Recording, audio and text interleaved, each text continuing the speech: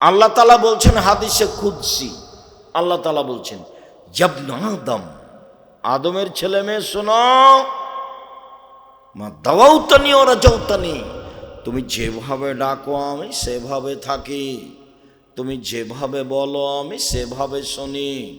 আদমের ছেলে মেয়ে শোনো, তুমি যেভাবে ডাকো আমি সেভাবে থাকি, তুমি যেভাবে বলো আমি সেভাবে শুনি, তুমি যেভাবে আশা পোষণ করো আমি পূর্ণ করে থাকি, তুমি ক্ষমা চাইলে ক্ষমা করে দিই, ওলা উবালি, পরোয়া করি না তুমি কত বড় পাপী, আমি পরোয়া করি না তুমি কত বড় পাপী, আমি পরোয়া করি না তুমি কত বড় পাপী। আদমের ছেলে মেয়ে শোনো, লাউ বালাগাত জুনুবুকা কানা সামায়ে, তোমার পাপ বেশি হতে হতে হতে যদি আকাশে লেগে যায়, পাপ আর পাপ, সুম্মাস্তাগফিরতানি, এরপরে আমাকে বলো আমার ভুল হয়েছে, তখন আমি ক্ষমা করে দিই, আমি পরোয়া করি না তুমি কত বড় পাপী, আমি পরোয়া করি না তুমি কত বড় পাপী, তুমি যেভাবে ডাকো আমি সেভাবে থাকি, তুমি যেভাবে আশা পোষণ করো সেভাবে আমি পূর্ণ করে থাকি। এটা হলো দুনিয়া। বিচারের মাঠে আল্লাহ আমাদের সামনে আসবেন, বিচারের মাঠে আল্লাহ আবার আমাদের সামনে আসবেন। আমাদের সামনে এসে কিয়ামতের মাঠে আল্লাহ বলবেন ইবনে আদম, আদমের ছেলে মেয়ে শোনো, আতাইতা বিকুরাবিল যে খাতায়া, আজকে এসেছো আকাশ জমিন পরিমাণ পাপ নিয়ে, বিচারের মাঠে এসেছো পাপ আর পাপ, তোমাদের পাপ আকাশ জমিন পূর্ণ হয়ে আছে। আমিও এসেছি ও আতাইতো বিকুরাবিল মাগফিরা, যেই পরিমাণ তুমি পাপ নিয়ে এসেছো সেই পরিমাণ আমি ক্ষমা নিয়ে এসেছি। তোমার যেই পরিমাণ পাপ আমার সেই পরিমাণ ক্ষমা, তোমার যেই পরিমাণ পাপ আমার সেই পরিমাণ ক্ষমা, তোমার পাপ যত আমার ক্ষমা তত, তোমার পাপ যত আমার ক্ষমা তত, যদি শিরক না থাকে। এটা হলো মূল কথা। শিরক থাকলে তো আমাকে অপমান করেছো, তুমি বিড়লদহের মাজারে টাকা দাও বেটা, ফাইজলামি করো, যে মরে আছে কবরে ওরই কি হচ্ছে তার কোনো ঠিক ঠিকানা নাই, ওখানে টাকা দাও কেন? তোমার অনুভূতি হয় না? তুমি খাও না, তুমি হাগো না, পায়খানা করো না, তুমি হিসাব পাও না? তুমি মাছ দিয়ে ভাত খেলে কাঁটা ফেলে খাও, কাঁটা সহ খাও না, তার মানে বুদ্ধি আছে। ওই কবরে যে আছে সে তোমার কি করতে পারে, ওরই কি অবস্থা সেই কে জানে। আর তুমি সেখানে টাকা দাও মানে ফকির পাও না, ফকিরকে টাকা দাও, ওই যে দিন রাত হাত পেতে চাচ্ছে। শুনুন, দাপট দেখিয়ে টিকা যাবে না, 45 মিনিট সময়, ক্ষমতা দেখিয়ে টিকা যায় না। জুলুমের ফল খুব খারাপ। আল্লাহ রাসূল বলছেন হত্যাকো জুলম ফাইন্না জুলমা জুলুমাতুন, অত্যাচার থেকে বেঁচে থাকো, অত্যাচার অন্ধকার। মানুষের উপরে জুলুম হয় জমি দখল করলে, পিটালে, জেলে দিলে, হাজতে দিলে, আর আল্লাহর উপরে জুলুম করা হয় শিরক করলে।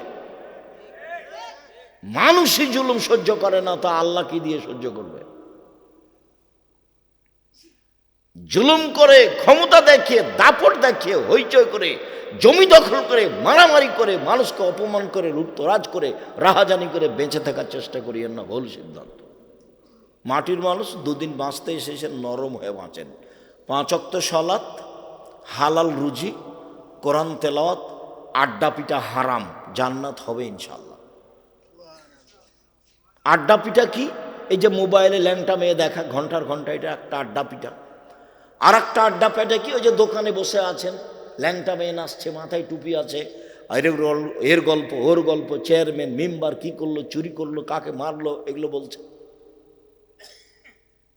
সুদ মহাপাপ, এ কথা ঠিক। সুদের যে ভাষা আল্লাহ নবী উল্লেখ করেছেন, পৃথিবীতে কোনো পাপের ভাষা এরকম নয়। সুদের ভাষা শুনলেই কেমন কেমন লাগে। আল্লাহ রাসূল বলছেন যে কেউ যদি 1 টাকা সুদ খায়, 36 বার জেনা করে যত পাপ হবে, 1 টাকা সুদ খেলে তার চেয়ে বেশি পাপ। আল্লাহ রাসূল বলছেন সুদের পাপের 17টি ভাগ রয়েছে, ছোট থেকে বড়, বড় থেকে ছোট। সবচেয়ে ছোট পাপ হলো মার সাথে জেনা করলে যেমন পাপ হয়, সুদ। শিরক মহাপাপ, ভাষা এমন নয়। বাপ মায়ের অবাধ্য চলা মহাপাপ, ভাষা এমন নয়। মিথ্যা সাক্ষী মহাপাপ, ভাষা এমন নয়। সন্তান হত্যা করা মহাপাপ, ভাষা এমন নয়। মানুষ হত্যা করা মহাপাপ, ভাষা এমন নয়। জোর করে জমি দখল করা মহাপাপ, ভাষা এরকম নয়। পৃথিবীতে সবচেয়ে দুঃখজনক, কষ্টদায়ক, ব্যথাকর, মানে অবাক ভাষা হলো সুদের ভাষা।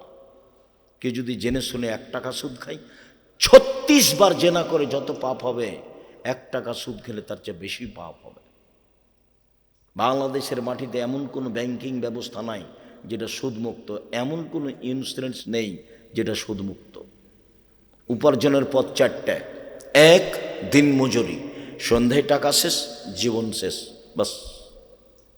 2, চাকরি, 25 দিনে টাকা শেষ হবে, 5 দিন ধার কর্য করে চলবে, জীবনও শেষ, সবই শেষ। 3, জমি চাষ, হয় সমান সমান না হয় লস, হয় সমান সমান না হয় লস। 4, ব্যবসা, সেটা চকলেটের হোক না হয় বাদামের। বাদাম বিক্রি বুঝেন আপনারা? তোমরা বাদাম বিক্রি বুঝো? সেটা বাদাম বিক্রি ব্যবসা হোক আর না হলে ইনপোর্টে ব্যবসা হোক কোটি কোটি টাকার, সেটা যে ব্যবসায় হোক না কেন, আল্লাহ নবী বললেন সত্যবাদী বিশ্বস্ত ব্যবসায়ীরা নবীদের সাথে জান্নাতে থাকবেন। সত্যবাদী বিশ্বস্ত ব্যবসায়ীরা নবীদের সাথে জান্নাতে থাকবেন। আমি যখন বলেছি যে তোমরা বাপ বেটা ভিক্ষা করে খাও, শ্বশুরের কাছে টাকা নিও না। কেন? শ্বশুরের কাছে টাকা নিয়ে ওই টাকা দিয়ে চাউল কিনে ভাত খেয়ে ইবাদত কবুল হবে না। শ্বশুরের কাছে টাকা নিয়ে ওই টাকা দিয়ে চাউল কিনে ভাত খেয়ে ইবাদত কবুল হবে না। ভিক্ষা করা টাকা দিয়ে চাউল কিনে ভাত খেয়ে ইবাদত কবুল হবে। ভিক্ষা উপার্জনের সবচেয়ে জায়েজ অপছন্দ পথ। 1 নম্বর পথ ব্যবসা, 2 নম্বর পথ জমি চাষ চাকরি, 3 নম্বর পথ জমি চাষ, 4 নম্বর পথ দিন মজুরি, কিষান কামলা, এ হলো উপার্জনের পথ। 5 নম্বর পথ ভালো নয়, সেটা হলো ভিক্ষা করা। ভিক্ষা করা টাকা দিয়ে চাউল কিনে ভাত খেয়ে ইবাদত কবুল হবে, কিন্তু শ্বশুরের কাছে টাকা নিয়ে ওই টাকা দিয়ে চাউল কিনে ভাত খেয়ে ইবাদত কবুল হবে না। ওটা হারাম টাকা, ওটা সন্ধ্যা হতে হতে ফেরত দিতে হবে। ফাজলামি করো বাপ বেটা, শ্বশুরের মোটর সাইকেল নিয়ে তোমার বাপও চড়ে, তুমিও চড়ো। তো তোমার বাপ তোমাকে, তোমার শ্বশুর তোমাকে খুশি হয়ে দিয়েছে, ফালতু কথা বলো। তোমার শ্বশুর মোটর সাইকেলটা ভিক্ষুককে দিতে দেখি, সব ফাজলামি করো। তোমরা বাপ বেটার মুখখান কালো হয়ে আছে দেখো। তোমার বাপকে যদি আমি পশু প্রাণীর চেয়ে খারাপ প্রমাণ করতে না পারি, আমি বক্তব্য দেব না, এখনই সালাম দিয়ে উঠে যাব। তোমার বাপের কাছে আমি জিম্মি নই। 90 সাল থেকে আমি মাঠে আছি, এই দেশের কোনো মানুষের কাছে আমি জিম্মি নই, 1 মিনিটের জন্য নই, 1 মিনিটের জন্য নই। আজও যে তোমার কাছে এসেছি অগ্রিম পাথর নিয়ে আসিনি, এমনি এসেছি।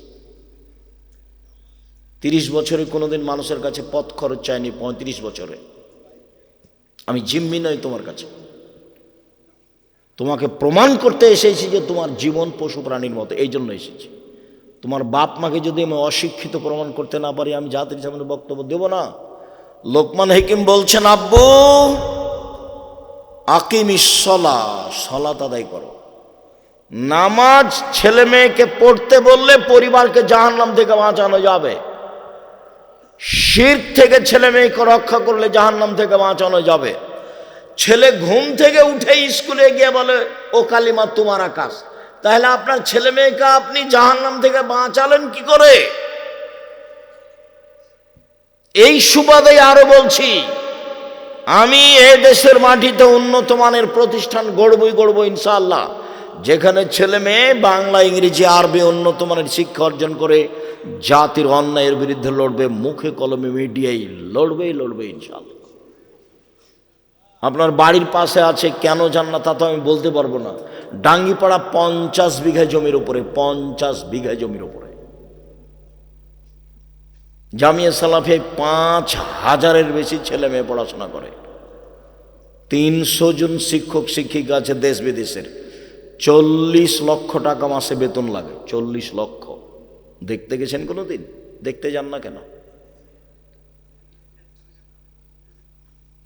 নিজের ছেলে মেয়েকে বাঁচানোর চেষ্টা করেন।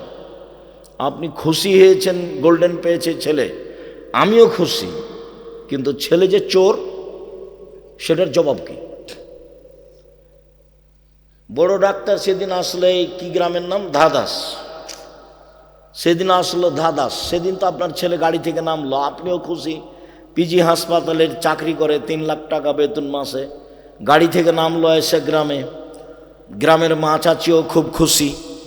তো নামলো যখন, তখন দেখা গেল গলায় টাই আছে, প্যান্টটা টাকানোর নিচে আছে, দাড়ি চাঁচা আছে, হাতে সিগারেট আছে। একটু পরে বৌমা গাড়ি থেকে নামলো, গায়ে হালকা হালকা কাপড় আছে। একটু পরে নাতনি গাড়ি থেকে নামলো, গায়ে তেমন কাপড় নেই। দেখা গেল গাড়ির পিছন দিকে কুকুর আছে। তো আপনি এটা দেখে কি বুঝলেন? আপনার ছেলে মেধাবী, আমি এটা বুঝলাম। গোল্ডেন পেয়েছে, এটাও বুঝলাম। লন্ডন থেকে পড়ে এসেছে, এটাও বুঝলাম। পিজি হাসপাতালে ডাক্তারি করে, এটাও বুঝলাম। তারপরে আপনি বলেন, ও তো কোম্পানির ওষুধ লিখে, যে কোম্পানি তাকে টাকা দিয়েছে। কি করতে পারি আমি? আপনার আমি কি উপকার করতে পারি? আপনার অবস্থা দেখলে চাঁপাইনবাবগঞ্জের একটা এলাকার ভাষা মনে পড়ে, সেটা হলো আমও গেল, ছালাও গেল, কাঁদতে কাঁদতে 2 চোখও গেল। মানে সবই গেছে। আপনিও খুশি, আপনার স্ত্রীও খুশি, দুইজনেই খুশি। ছেলে চাকরি করে, 3 লাখ টাকা বেতন, মাও খুশি, বাপও খুশি। কেমন জীবন এটা? জীবনটা কেমন? লোকমান হাকিম বলছেন, আব্বু, পরিবার জাহান্নাম থেকে বাঁচাতে হবে। শিরক করো না আব্বু, শিরক মহাপাপ, জাতির উপকার। 2, সালাত আদায় করো। 3, ভালো কাজের আদেশ করো, মন্দ কাজের নিষেধ করো। এতে সমস্যা আসবে, ধৈর্য ধারণ করো।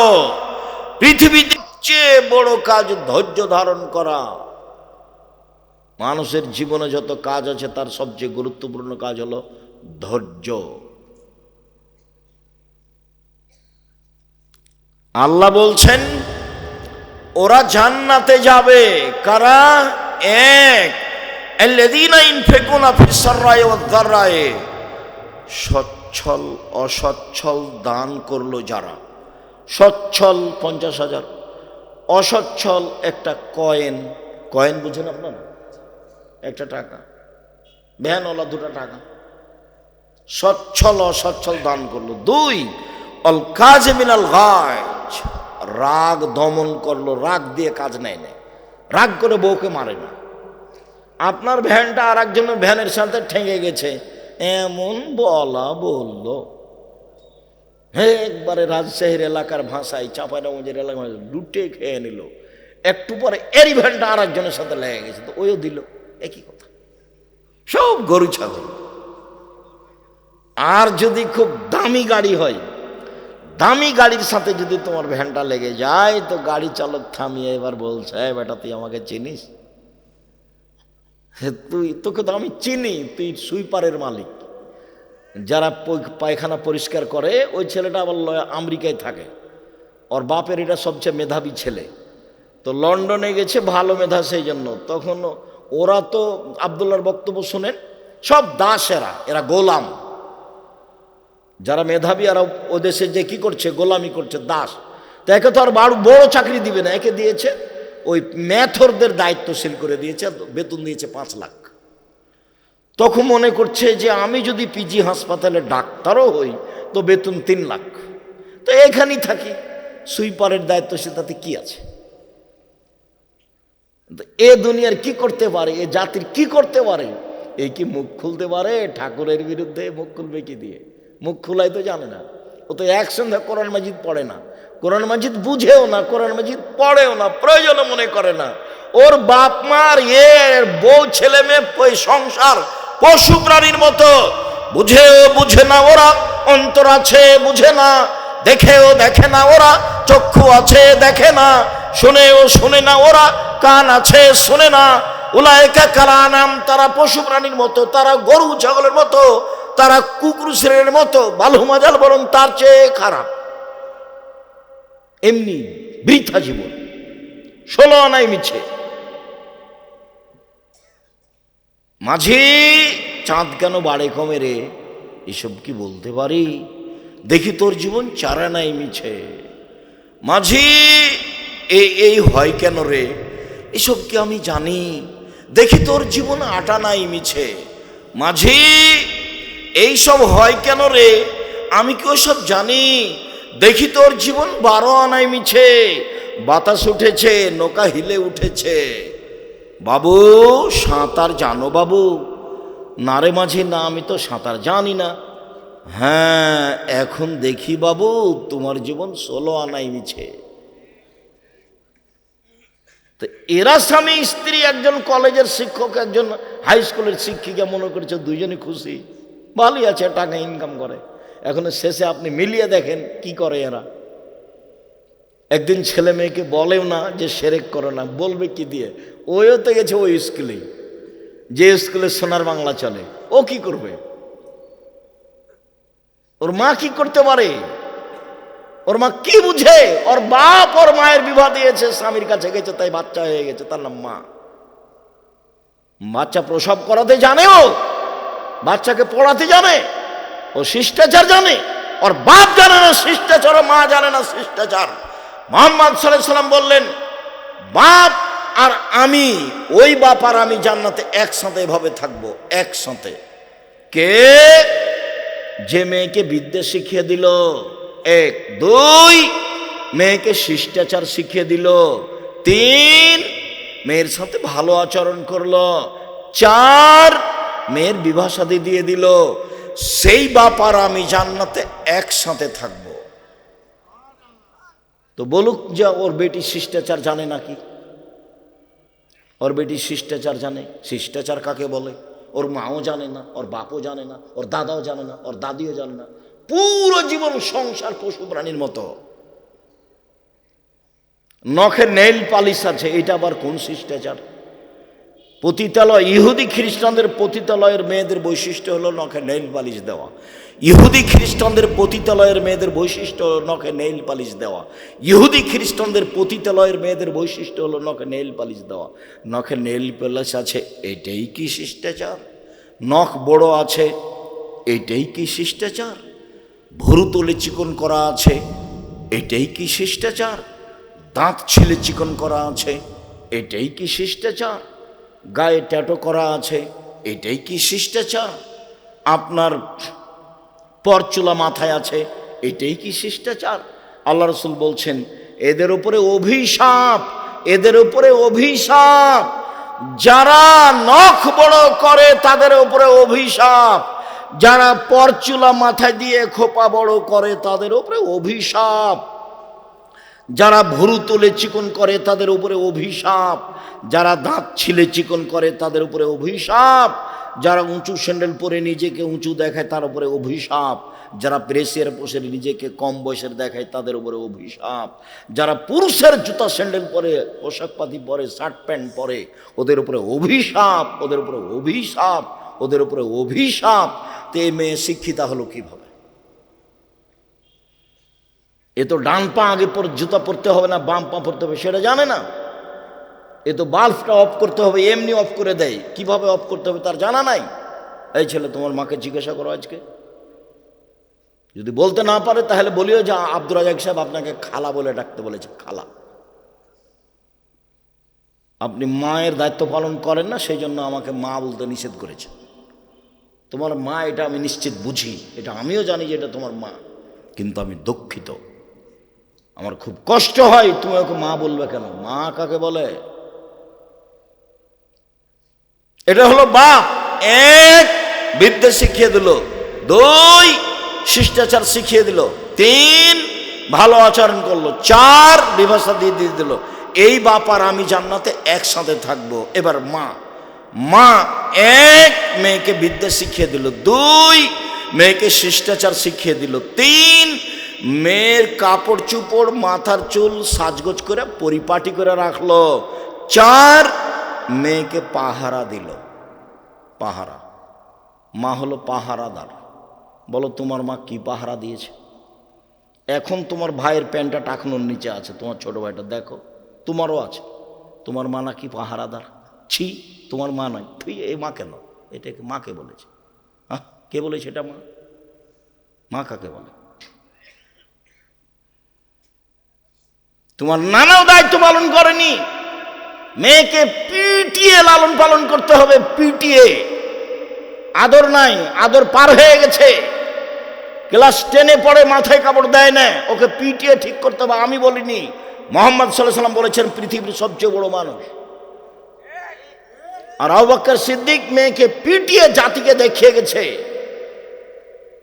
সামান্য ভুলের কারণে মেয়েকে একবার পিটিয়ে একাকার করে দিয়েছেন, জাতির সামনে দিয়ে গেছেন। হাদিস বুখারী মুসলিম, কিয়ামত পর্যন্ত দেখবে মানুষ।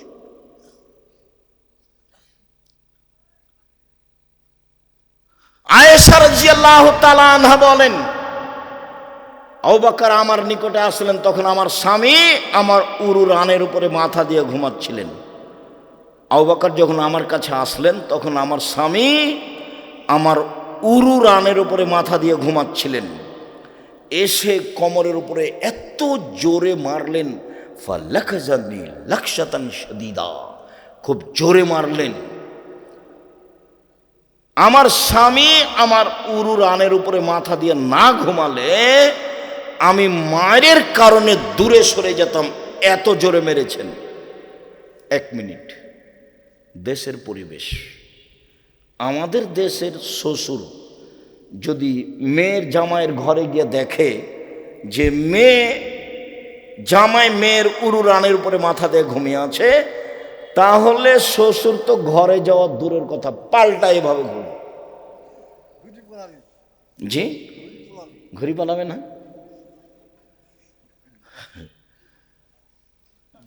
মেরে দিল গিয়ে এই অবস্থায়। পৃথিবীর সবচেয়ে বড় মানুষে মারলেন, ইনি হলেন আবু বকর সিদ্দিক রাদিয়াল্লাহু তাআলা আনহু। আদম থেকে নিয়ে কিয়ামত পর্যন্ত নবী রাসূল ব্যতীত সবচেয়ে দামি মানুষ। আদম থেকে নিয়ে কিয়ামত পর্যন্ত নবী রাসূল ব্যতীত সবচেয়ে দামি মানুষ। আর যাকে মারলেন ইনি হলেন আয়েশা রাদিয়াল্লাহু তাআলা আনহা। মা হাওয়া থেকে নিয়ে কিয়ামত পর্যন্ত যত মহিলা এসেছে, যত মহিলা আছে, যত মহিলা আসবে, সবার চেয়ে দামি। পৃথিবীর ইতিহাসে সবচেয়ে দামি মহিলা আয়েশা। আর যার সামনে মারলেন ইনি হলেন মুহাম্মদ সাল্লাল্লাহু আলাইহি সাল্লাম। আমি কি বলতে পারি? আদম থেকে নিয়ে কিয়ামত পর্যন্ত নবী রাসূল নির্বিশেষে সবার চেয়ে দামি ইনি হলেন মুহাম্মদ সাল্লাল্লাহু আলাইহি সাল্লাম। সবচেয়ে বড় মানুষে মারলেন, সবচেয়ে বড় মহিলাকে মারলেন, সবচেয়ে বড় মানুষের সামনে মারলেন, জামাইয়ের সামনে মারলেন, বিবাহদারী মেয়েকে মারলেন, পূর্ণ যুবতী মেয়েকে মারলেন, হাত দিয়ে মারলেন, খোলা মাঠে মারলেন, 1400 মানুষের সামনে মারলেন। পৃথিবীর ইতিহাসে দেখে গেলেন জাতিকে, মানুষ দেখুক ইতিহাস। বুখারী মুসলিমের হাদিস, সবচেয়ে বড় মানুষে মারলেন, আবু বকর সিদ্দিক রাদিয়াল্লাহু তাআলা মারলেন, সবচেয়ে বড় মহিলাকে মারলেন, আয়েশা রাদিয়াল্লাহু তাআলা আনহাকে মারলেন, সবচেয়ে বড় মানুষের সামনে মারলেন, মুহাম্মদ সাল্লাল্লাহু আলাইহি সাল্লামের সামনে মারলেন, জামাইয়ের সামনে মারলেন। মুহাম্মদ সাল্লাল্লাহু আলাইহি সাল্লাম হচ্ছেন জামাই। বিবাহদারী মেয়েকে মারলেন, পূর্ণ যুবতী মেয়েকে মারলেন, হাত দিয়ে মারলেন, খোলা মাঠে মারলেন, দিন দুপুরে মারলেন, প্রায় 1400 মানুষের সামনে মারলেন। এত বড় বাপে এত বড় বেটিকে, এত বড় মেয়েকে মেরে দিলেন। ভুল কোথায়, গলার হারটা হারিয়ে গেছে, বুঝতে পারেননি, সেই জন্য। আপনার মেয়ে এখন নখ বড় বড় আছে, এসে বসে আছে। আর একটু আগে এসে চলে গেছে, হ্যাঁ করে এসেছে চলে গেছে, আবার হ্যাঁ করে গল্প। ও তো পশু প্রাণীর মতো, ও তো ছেলে মেয়ে। কে বলেছে ভালো ছেলে মেয়ে? কে বলেছে গোল্ডেন পেয়েছে? আপনি বলেছেন, আমি বলিনি কোনোদিন। ওকে মেধাবী মেয়ে আমি বলিনি, ও তো আরেকজনের সাথে প্রেমের গল্প করে। আপনার স্ত্রী তো পাহারা দেয় না, ও তো পাহারাদার নয়। ও রান্না করতে পারে ভালো, তাই আপনি খুশি। কিভাবে খুশি আমার বুঝের বাইরে। অমর আহলাকা বিসসালাত আস্তাগফির আলাইহা। পৃথিবীর মানুষ, পরিবারকে সালাত আদায় করতে বলো, নিজেও সালাত আদায় করো। মৌরু আওলাদাকুম বিসসালাতুম আবনাউ সাবি সিনিনা।